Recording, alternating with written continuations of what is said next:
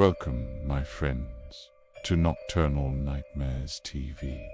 The darkness holds many secrets, older than memory, hungrier than time. Tonight, we unearth 5 of them. 5 stories of ancient rules broken and prices paid in blood and sanity. Settle in and turn down the lights as we explore. 5 encounters with pure evil. Story 1, The Echo Eater. The first sound it stole was the rain. I'd only been at my grandfather's cabin for 3 days, a place so deep in the Appalachian hollows that the modern world felt like a half-remembered dream.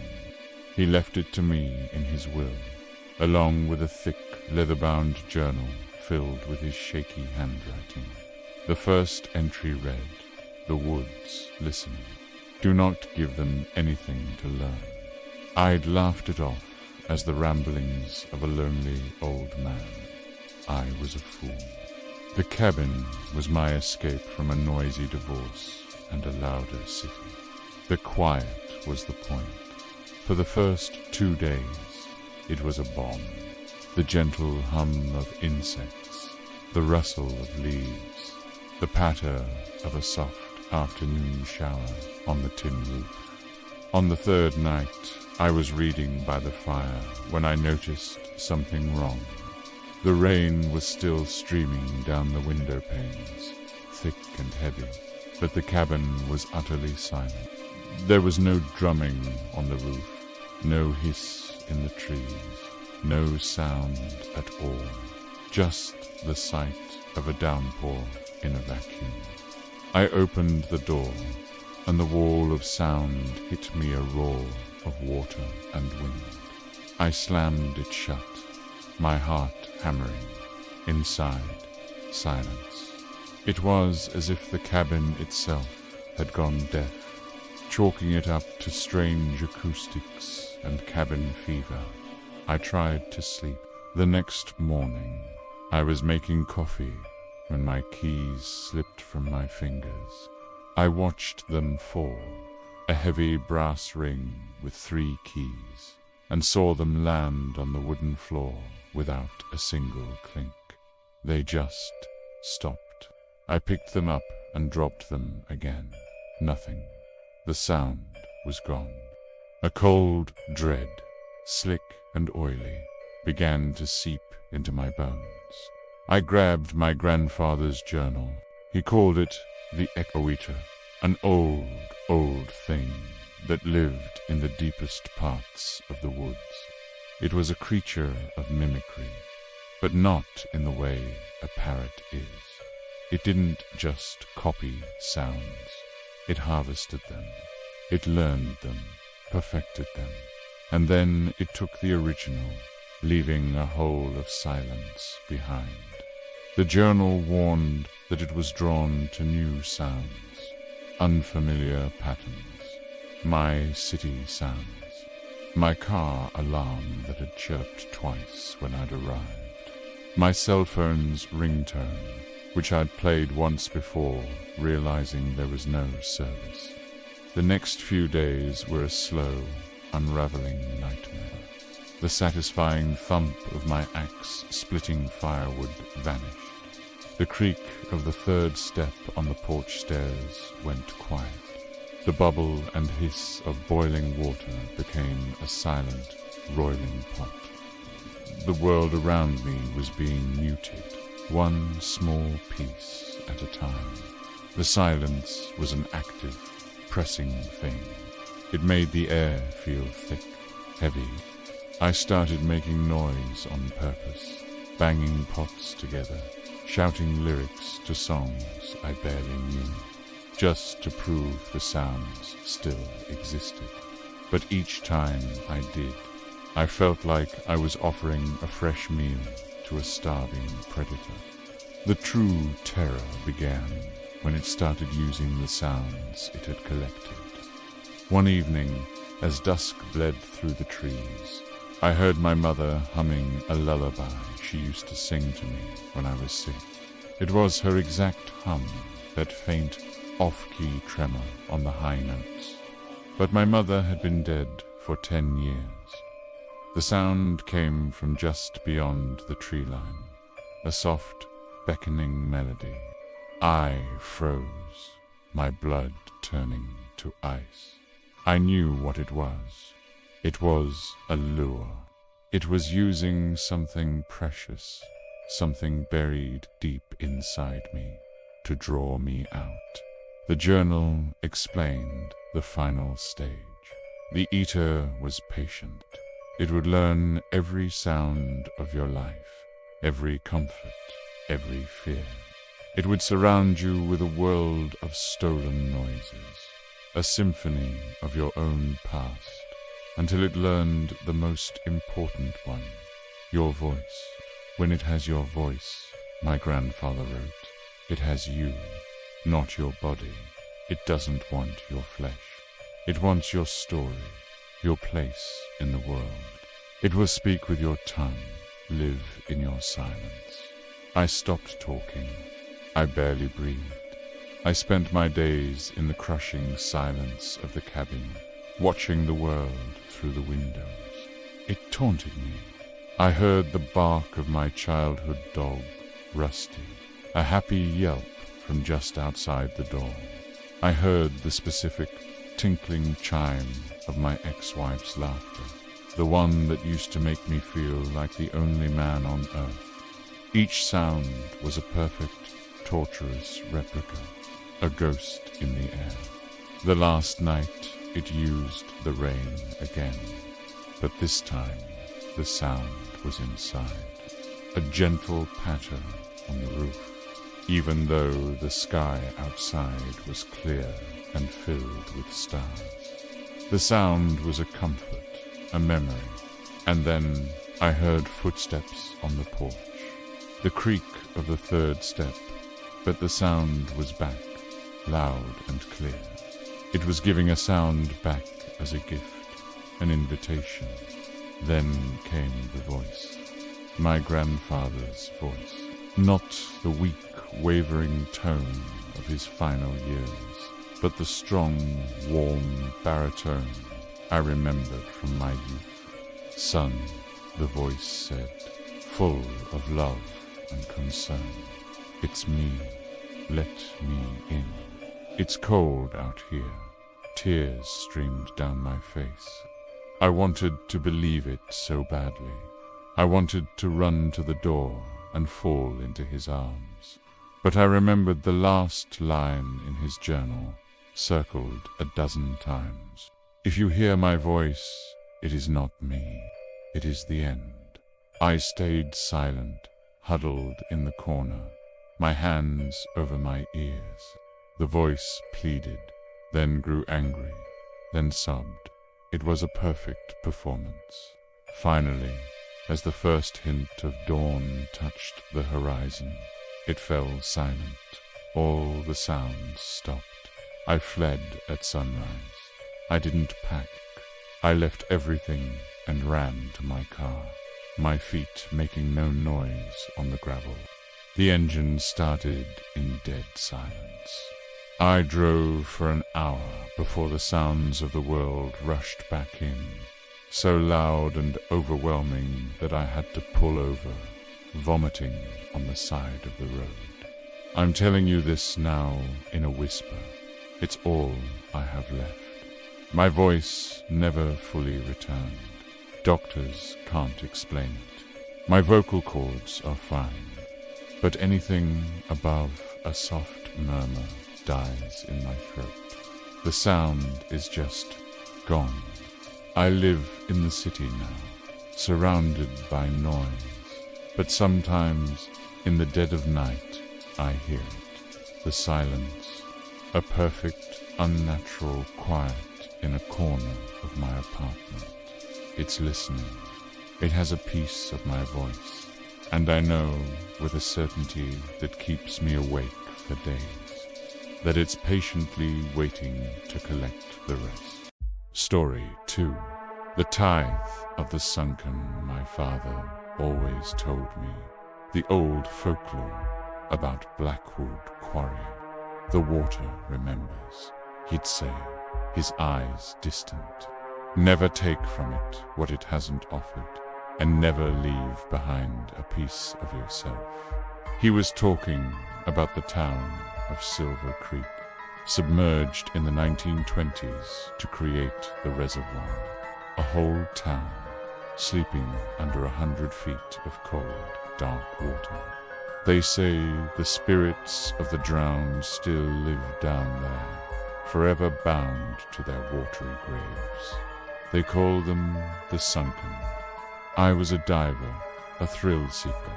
Folklore was just seasoning for a good story.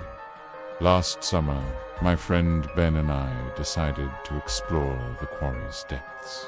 The submerged town was a legend among local divers. We suited up, the sun warm on our backs, the water a placid emerald mirror. Descending was like entering another world. The sunlight faded to a murky green twilight. Then we saw it, a church steeple, perfectly preserved, rising from the silt.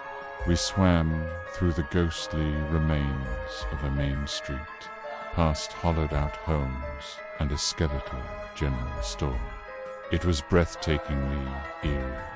Inside the old schoolhouse, I found a small silver locket, half buried in the mud on a teacher's desk. It was shaped like a heart, tarnished with age. Against every instinct, against the echo of my father's words, I pocketed it, a souvenir, a piece of the past. That was my first mistake. Ben was having trouble with his oxygen regulator and signaled to ascend. As we started our slow climb, I felt a strange tug on my ankle. I looked down, expecting to see a snag of wire or a rotted piece of wood. There was nothing there, but the feeling persisted, a cold, insistent pressure, like fingers made of ice water. I kicked hard, and the sensation vanished. We surfaced without further incident, but the water felt different, heavier, colder. That night, the strangeness began. I woke up at 3 a.m. to the sound of dripping. I checked every faucet in my house. They were all bone dry, yet the sound continued, a slow, rhythmic plink-plink that seemed to come from inside the walls. The next morning, I found a puddle of water on my kitchen floor, dark and smelling of algae and silt. Though there was no leak, I cleaned it up, my unease growing. The following days were a descent into a quiet, watery hell. Dark, wet patches would appear on the walls, like ghostly handprints, only to fade an hour later. The air in my home grew damp and heavy, carrying the scent of a deep, still lake. Sometimes I'd be watching TV, and a chill would crawl over me so profound, it felt like I'd been submerged in an ice bath. I started hearing whispers, faint and distorted, like voices bubbling up from a great depth. They were too garbled to understand, but the intent was clearer, sorrowful, hungry, longing. I knew it was the locket. It sat on my dresser, a cold weight in the room. I tried to open it, but it was fused shut by time and pressure. I thought about taking it back, but a primal fear kept me from going anywhere near the quarry. I was terrified of what might be waiting for me. My father's warning echoed in my mind. Never leave behind a piece of yourself. And I realized my second mistake. In the schoolhouse, as I'd knelt to pick up the locket, my nose had started to bleed from the pressure change. A single drop of my blood had fallen and dissolved into the silt-covered floor. I had made a trade. A locket for a drop of me, an anchor. The haunting escalated. One night, I was jolted awake by the feeling of being soaking wet. My clothes, my sheets, my mattress-all of it was drenched in freezing, foul-smelling water. But I was dry. My skin was bone dry. It was a phantom sensation, so real that my teeth chattered and my body shook with hypothermia. I saw figures in the periphery of my vision, slender shapes that moved with the slow, swaying grace of weeds on a lake bed. They were always at the edge of sight, their forms indistinct, like drowned bodies seen through murky water.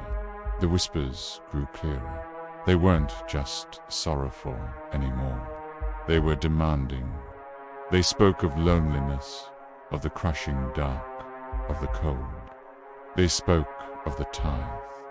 The folklore my father never finished telling me was that the Sunken were not just spirits. They were a collective consciousness, a hive mind of the drowned. And they were lonely. Every few decades, they required a Tithe new voice, a new soul, to join their silent chorus beneath the waves. They chose those who disturbed their rest, those who took from them, those who left a piece of themselves behind as a key. The final night was the worst. I had barricaded myself in my bedroom, towels stuffed under the door. The dripping sound was everywhere now, a maddening symphony. The entire house groaned and settled like a ship's hull under immense pressure. Then I heard a new sound, a slow, wet scraping on my bedroom door. I watched in horror as the wood began to darken and warp, water seeping through the grain itself. The doorknob, my brass doorknob, began to tarnish and corrode before my eyes, turning the color of something that had been underwater for a century. A voice, clearer than all the others, whispered directly in my ear, its tone a mixture of longing and implacable will. "Give it back," it gurgled, the sound wet and hollow. "Join us. The water remembers." I grabbed the locket from my dresser. It was freezing cold, colder than ice, and it seemed to throb with a faint internal pulse. In a panic, I threw it against the wall. It burst open on impact. There was no portrait inside, just a thick, dark liquid that oozed onto the floorboards and began to smoke. The whispers in my head screamed, a sound of pure agony and rage. The pressure in the room became unbearable. The windows cracked, the lights flickered and died. I could feel them all around me, their cold, wet presence pressing in. I knew they were going to drag me back, not my body, but my consciousness, my spirit, pulling me down into the eternal, silent darkness of the quarry. I don't know why they receded. Maybe breaking the locket broke the direct connection. Maybe they were just toying with me. All I know is that as the sun rose, the dampness in the house faded. The whispers fell silent, and the wet patch on my door dried up. I moved 1,000 miles away to a desert city where it hasn't rained in years. But I'm not free. Every time I take a shower, I feel those phantom fingers on my ankle. Every time I drink a glass of water, I taste the faint, muddy flavor of the quarry. And sometimes, when I fall asleep, I dream that I am floating in the cold, silent dark, my lungs full of water, my eyes staring up at a distant, shimmering surface I can never, ever reach. The water remembers me, and one day it will come to collect its tithe. Story 3. Old Straw-coat. You ever see those old, forgotten scarecrows in the middle of a decaying cornfield? The ones with the burlap sack heads and button eyes, slumped over their crosses like martyrs to a forgotten god. I bought a farm with one of those. The realtor called it rustic charm. My wife called it kindling. We were city people, chasing a pastoral fantasy we'd seen in magazines. The folklore of the land was the last thing on our minds.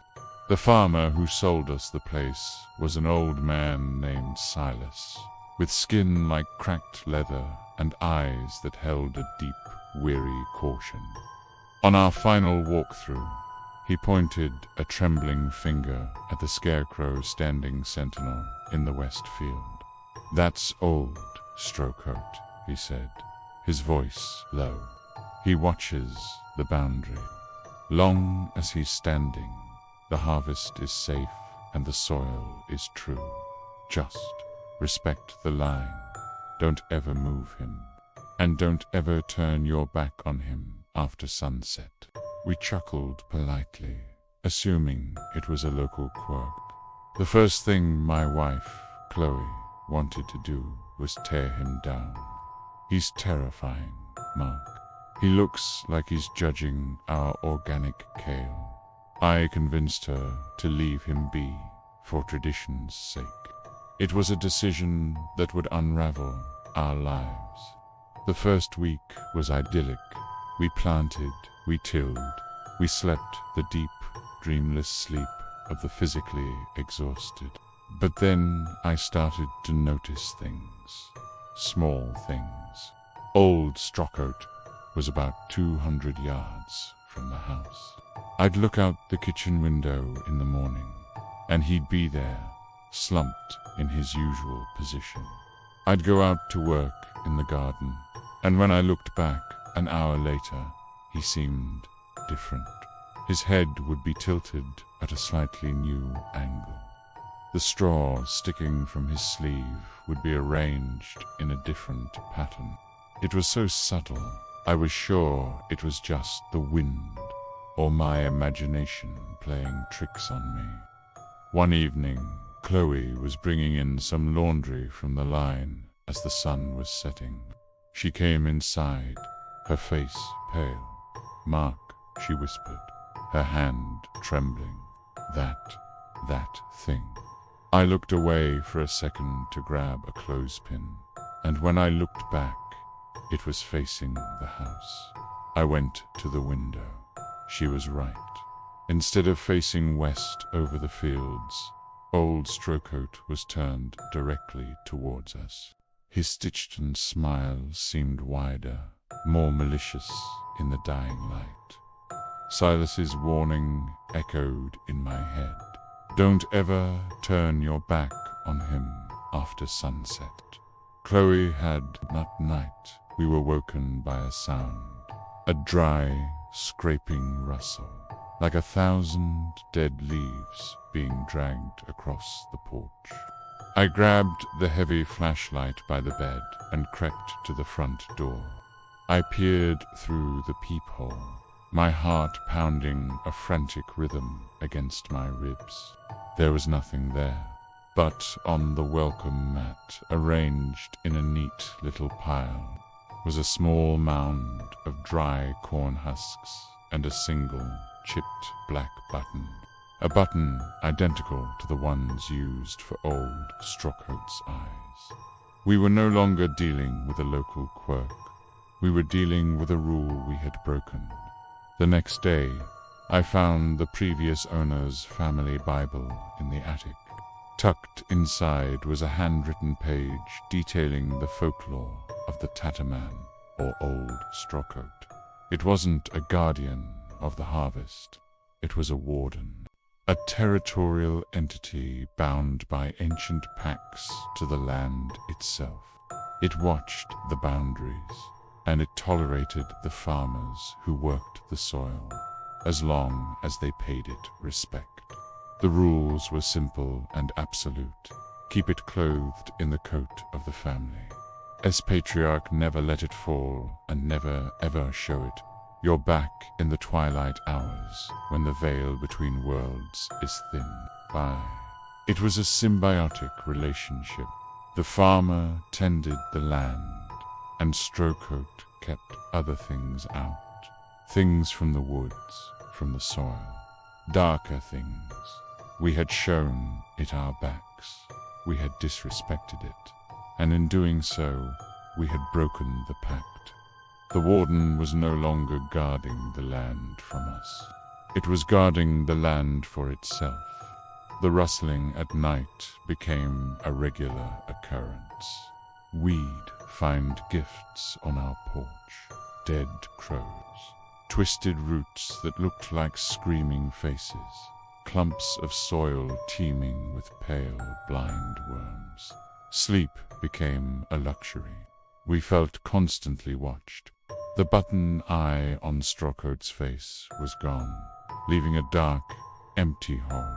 And yet we felt its gaze more intensely than ever. The true horror began when it started getting closer. I measured the distance one morning, 200 yards exactly. By that evening, it was 180. It didn't move, not in any way we could perceive. You could stare at it for hours, and it would remain perfectly still. But the moment you both looked away, the moment you blinked at the same time, it closed the distance. It was a terrifying quantum state monster. It only existed in a new position when it wasn't being observed. We were prisoners in our own home. We tried to leave, but our car wouldn't start. The tires were slashed, filled not with air, but with tightly packed straw and dirt. The phone lines were dead. We were cut off. The distance kept shrinking. 100 yards, 50, 20. Soon it was at the edge of the lawn, just past the garden Chloe had worked so hard on. Its burlap head was tilted. Its one button I fixed on our living room window. Its stitched smile seemed to stretch with an impossible hunger.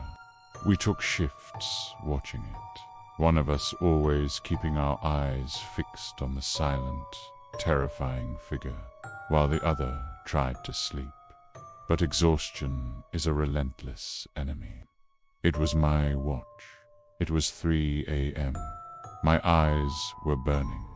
I was staring at it, unblinking, when Chloe let out a small, sleepy sigh from the couch behind me. For a fraction of a second, a single, stupid, instinctual moment, I turned to look at her. In that instant, I heard a sound that will haunt me until the day I die. The sound of dry straw and old cloth moving with impossible speed. When I whipped my head back to the window, it was empty. The cross was bare. My blood ran cold. A frantic scraping sound erupted from the roof directly above us. Then, a scratching at the chimney. It was trying to get in. It was inside the walls, its dry, rustling passage echoing through our home. We huddled together in the center of the room, sobbing as the sound moved around us, a dry, whispering predator hunting us in our own house. Then silence, a profound, terrible silence that was worse than the noise. We waited for what felt like an eternity. Nothing. Slowly, cautiously, I got to my feet. I had to know. I crept to the back door, which led to the small, enclosed patio. I opened it a crack. There, standing in the middle of the patio, was my faded denim work coat. the one I always wore. It was stuffed with straw, propped up somehow, its arms outstretched. It was a new scarecrow, a replacement. And then I saw the old one. Old Straw-coat was slumped in the corner, empty and discarded like a snake's shed skin. The entity, the spirit, the warden. It was wearing my coat now. It had accepted a new pact. It had chosen a new patriarch. I still live on this farm. Chloe left. I couldn't blame her. I can't leave. The pact is with me now. The rustling has stopped. The gifts on the porch are gone. The fields are thriving. But I am a prisoner. Every day I watch it. It stands in the west field, wearing my coat, its head a burlap sack. And I know it watches me. I can never sell this land. I can never leave. And I can never, ever turn my back on it after sunset, because I know what it wants. It's not a warden of the land anymore. It's my warden. And it's just patiently waiting for me to get old, for my skin to crack like leather before it comes to collect its final due.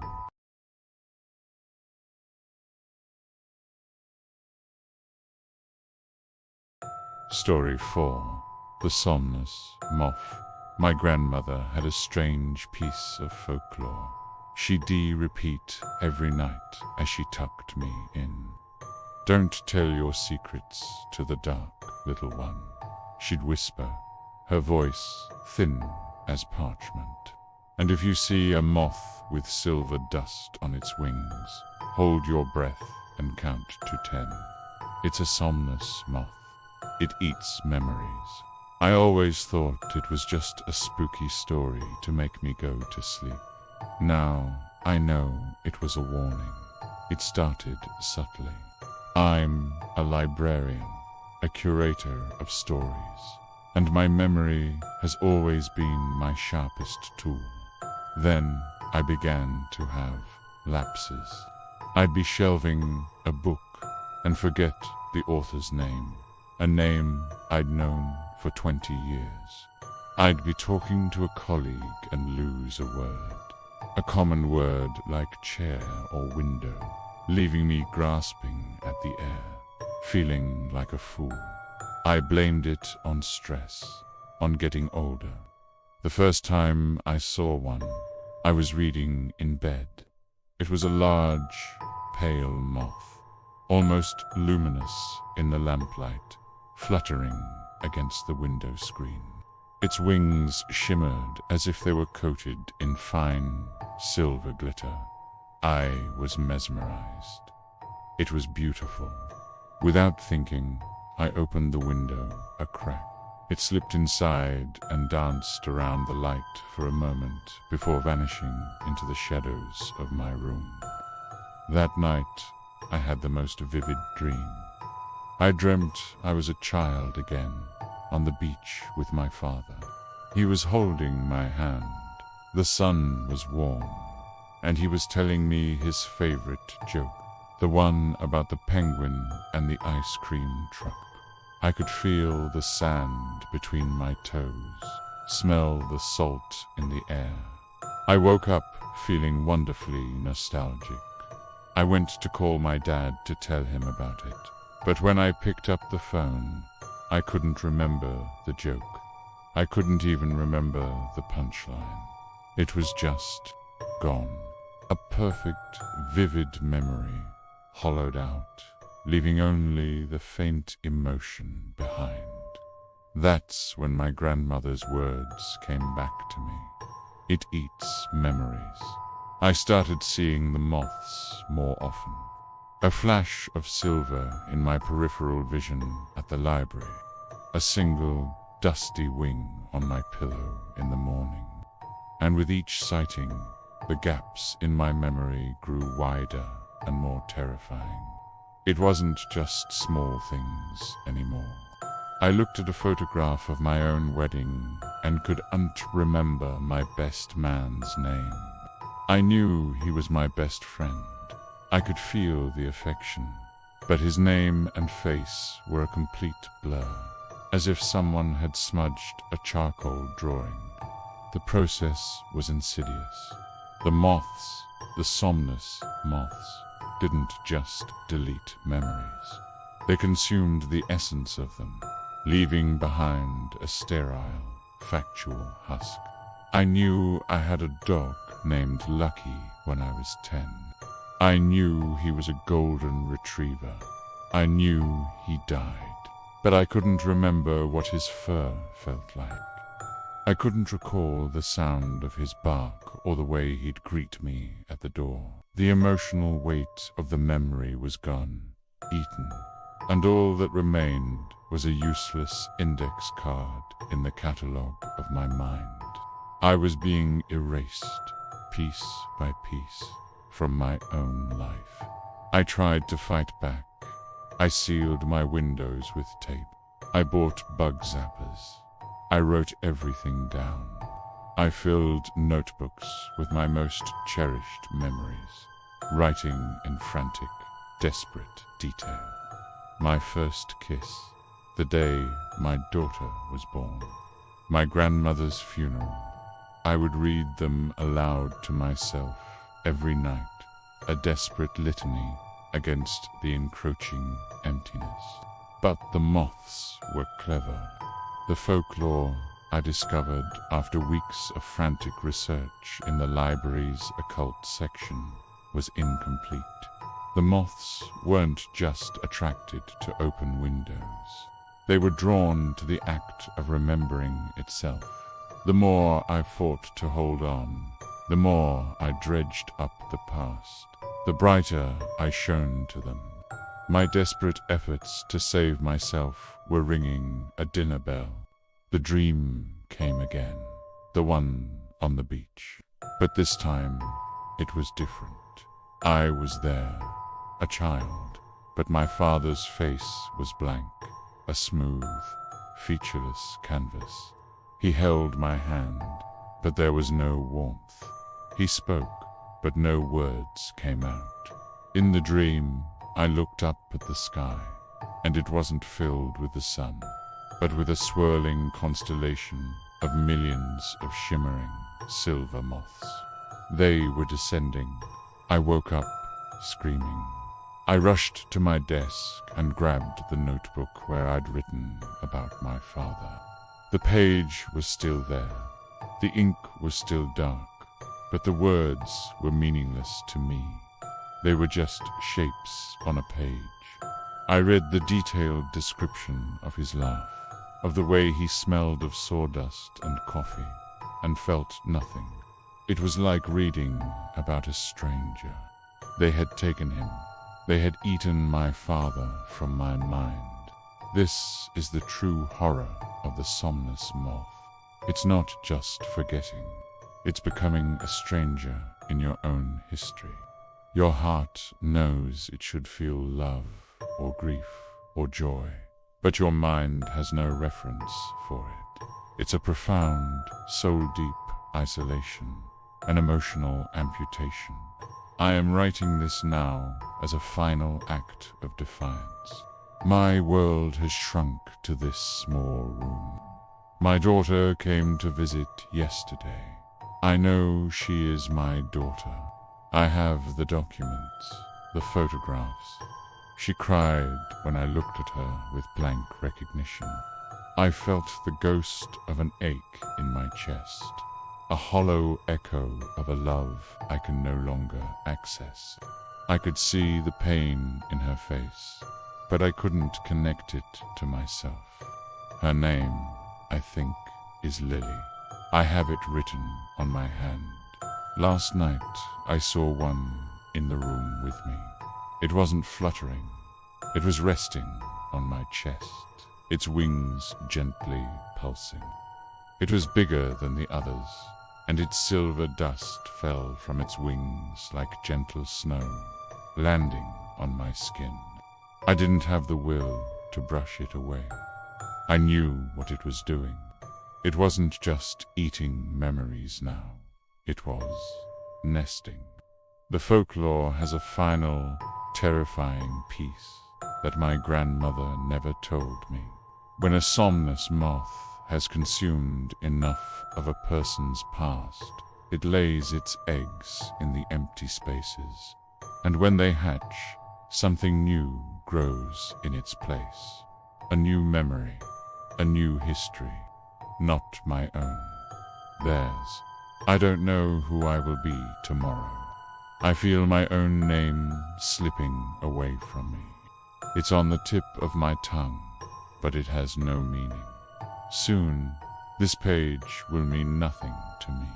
But I have to warn you, if you wake up and a precious memory feels a little faded, a little less real, check your windows, check your pillows for a fine silver dust. And if you see a beautiful, pale moth dancing in the lamplight, don't just hold your breath. Run, run, and don't ever look back at the person you used to be.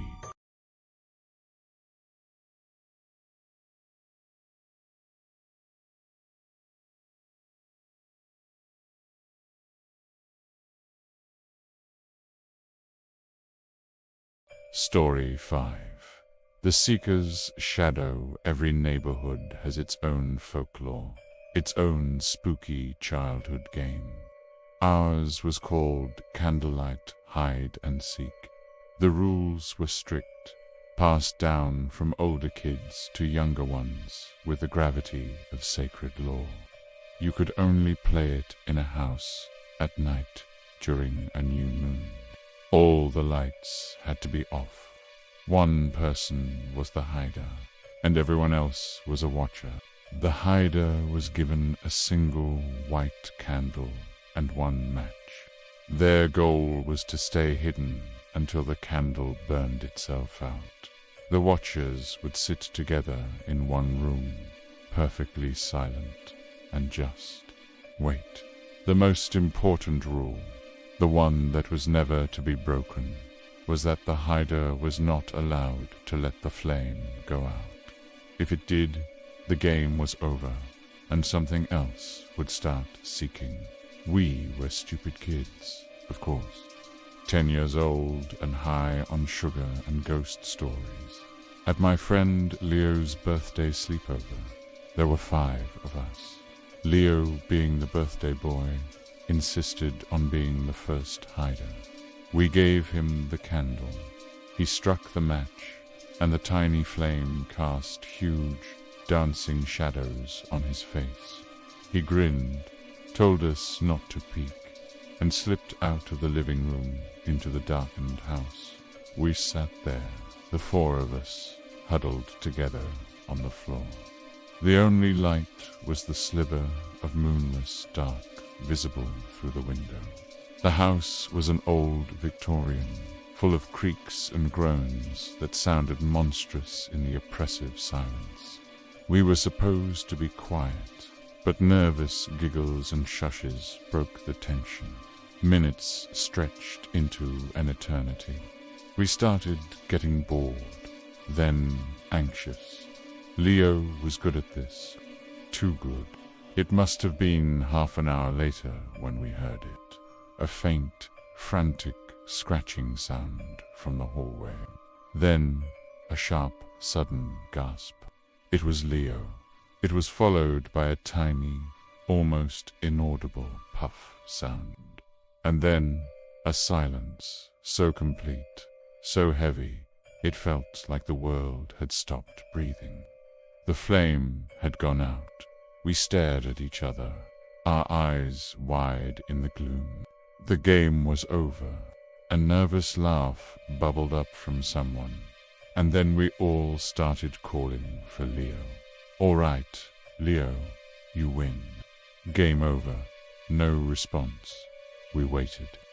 The silence deepened, no longer empty, but filled with a palpable, waiting dread. The house felt colder. The shadows seemed darker, sharper.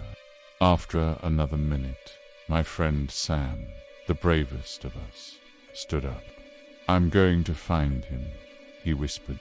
He stepped out of the living room and into the hall. We heard his soft footsteps, then a sharp, terrified intake of breath. "Guys," he stammered, "the candle, it's on the floor, and the match. But where's Leo?" We all scrambled into the hallway. He was right. The white candle lay on its side, a thin curl of smoke rising from its blackened wick. The single match was next to it. Of Leo there was no sign. We searched the entire house, our brave shouts turning into panicked whimpers. We checked every room, every closet, the basement, the attic. Nothing. He was gone, vanished into thin air. His parents called the police. A massive search was launched, but Leo was never found. They concluded he must have run away or been abducted. We told them about the game, but they dismissed it as childish fantasy, a story we'd concocted to cope with the trauma. But we knew, the four of us knew. The flame had gone out, and something else had started seeking, and it had found Leo. That night changed us. Our little group of friends fractured, shattered by a shared secret too terrible to speak of. We grew up, we moved away, but the memory of that night was a shadow that clung to each of us. I'm 35 now. I have a wife, a daughter, a mortgage. I've spent 25 years trying to convince myself it was just a tragedy, a coincidence. But you can't outrun folklore that you've personally invoked. A month ago, I got a call. It was Sam. We hadn't spoken in over a decade. His voice was a wreck, a shredded whisper of terror. "It's still playing, man," he choked out. "The game never ended. It's coming for the Watcher." He told me that for the past week he'd been smelling the faint, waxy scent of a snuffed-out candle in his apartment. He'd hear faint, scratching sounds from inside his walls at night. 2 days after he called me, Sam was found dead. The police said he fell from his apartment balcony. The official report noted, as a strange aside, that every light bulb in his apartment had been unscrewed. Then, a week later, another one of us, Maria, disappeared from her home. Her husband said he woke up in the middle of the night and she was just gone. The only thing out of place was a single, unused match sitting on her pillow. I know what's happening. The Seeker is methodical. It's hunting down the Watchers, one by one. It's a slow, patient evil, and it's my turn next. For the last 3 nights, my house has been cold, a deep, unnatural chill that no furnace can fight. The scent is here, too. That phantom smell of burnt wick and melted wax. It's strongest in my daughter's room. Yesterday, I went to tuck her in, and she looked up at me with her big, innocent eyes and said, "Daddy, who's the tall, dark man who hides in my closet?" My blood turned to ice. I know the game's final hidden rule now. It wasn't in the stories the older kids told us. It's the rule you only learn when you're the last one left. The Seeker doesn't just take you. It's not a monster that kills and eats. It's looking for a replacement. The game needs a hider, and when it's taken all the Watchers, the last one becomes the new hider for a new game. But that's not the twist. That's not the part that has me writing this. My hands shaking so badly I can barely hold the pen. The Seeker isn't what we thought it was. It's not some random demon or spirit. Last night, I found something in my daughter's closet, tucked behind a stack of board games. It was a single white candle, and scratched into its side with a fingernail were 2 words: "Help me." I recognized the handwriting. It was Leo's. He hasn't been dead all these years. He's been the hider, the seeker's prisoner, forced to play a game that never ends. His candle never quite burning out, but he's getting tired. His flame is finally starting to flicker, and the seeker, the tall, dark shadow that has been hunting us for 25 years. It's not just looking for a new hider, it's looking for a new seeker. I'm sitting in my living room now.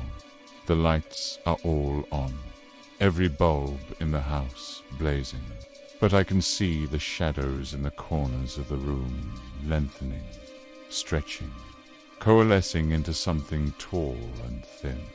The smell of wax is overwhelming. I know what's coming.